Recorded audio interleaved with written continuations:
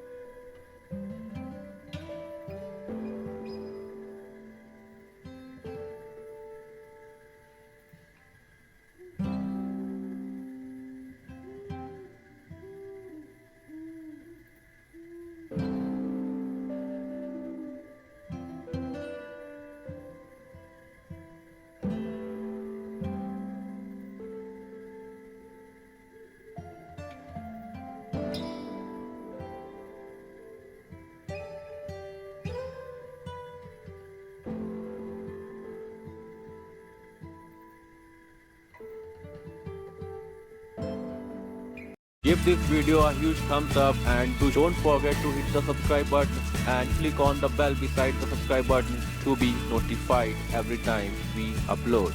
Until next time, take care and stay tuned to the ABZ Network on Instagram, Twitter and Facebook.